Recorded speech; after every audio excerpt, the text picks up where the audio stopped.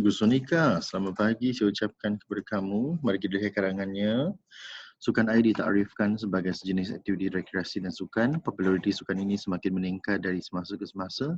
Hal ini secara tidak langsung telah menyebabkan penggemar sukan air di negara kita juga meningkat dari setahun ke setahun. Namun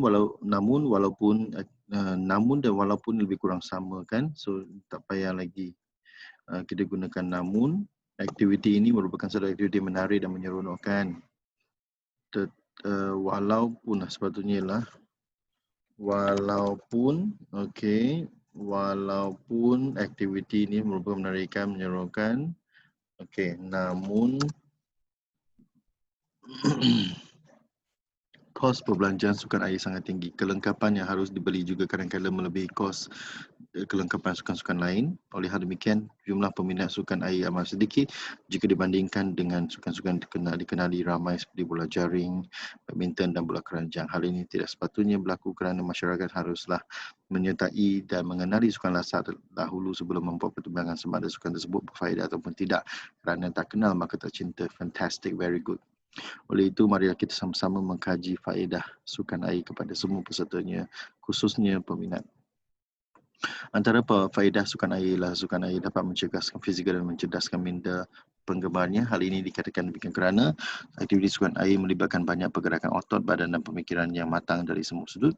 Pergerakan otot juga penting supaya mereka dapat bergerak untuk melaksanakan aktiviti tersebut, manakala pemikiran matang juga signifikan kerana mereka perlu berfikir secara mendalam tentang strategi yang akan diaplikasikan. Sebagai contohnya, peserta-peserta sukan air adalah mempunyai stamina yang tinggi supaya mereka dapat bergerak dalam air dengan senang. Bukan senang tapi mudah. Pengetahuan tentang ilmu angin juga tidak kurang pentingnya agar mereka dapat menjalankan sukan air dengan selamat.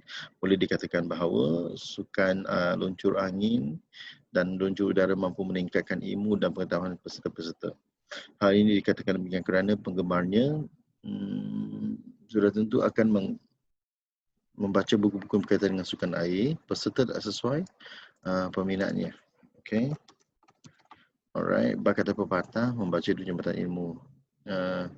Yang ini bukan pepatah, yang ini peribahasa. Berkata peribahasa. Okay, oleh itu sudah terang lagi bersuluh bahawa sukan air mampu menjanjikan fizikal yang cergas serta minda yang cerdas bagi para penggemarnya. Seterusnya, sukan air sudah pasti dapat memupuk nilai-nilai murni dalam diri seseorang. Hal ini dikatakan demikian kerana para peserta akan lebih menghargai keindahan alam semula jadi dan kehidupan akuatik yang semakin hari semakin pupus.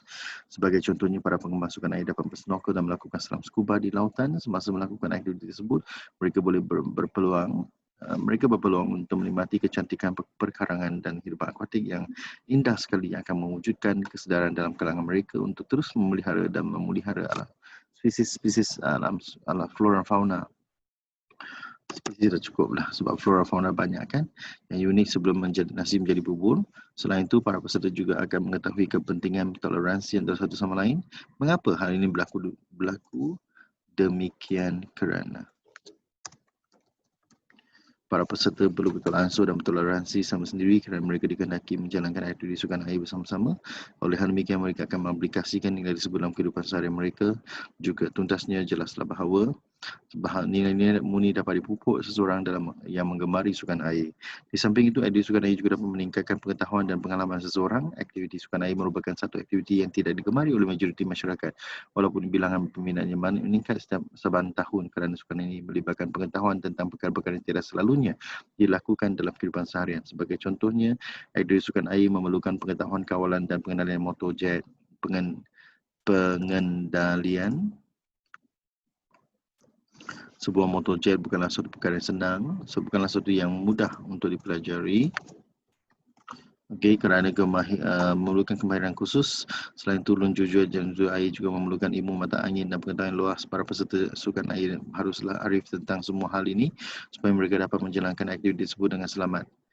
Dengan selamatnya.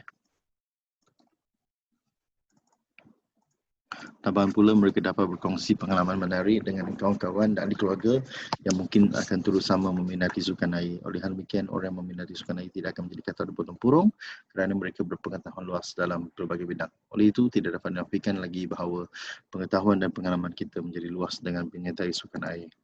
Konklusinya, sukan air memberikan faedah yang banyak kepada para semua penggemarnya. Sukan ini berpotensi untuk menjadi salah satu sukan yang paling popular di negara kita. Oleh demikian, pihak kerajaan haruslah mengambil inisiatif untuk mengadakan berbagai program dan kempen untuk mempopularkannya supaya bilangan peminat yang akan bertambah. Sehubungan dengan itu, saya juga berharap agar lebih ramai rakyat Malaysia aktif menyertai sukan bertimbangkan sukan air kerana faedah yang diperoleh amat banyak. Tambahan pula aktiviti ini serampang dua mata kerana kita melancong sambil bersukan. Hal ini amat unik kerana tidak banyak sukan menawarkan pengalaman sebegini. Aktiviti ini juga mampu menjadi satu cara untuk melepaskan tekanan dan stres agar rakyat lebih sihat dan bebas daripada pelbagai tekanan yang dapat dibentuk. Okay. Tak payah dapat bentuk. Tuntasnya, aktiviti sukan air merupakan aktiviti yang bermanfaat, harus tersedia semua lapisan masyarakat. Alright, that's right. Cukup bagus, cukup suka karangan kamu. Cukup berikan 28/30 markah kepada kamu, ya. Teruskan usaha kamu untuk menulis karangan yang lebih hebat, lebih cemerlang pada masa akan datang dengan mengikuti nasihat-nasihat saya. Okay? Di mana ada kemahuan, di situ ada jalannya.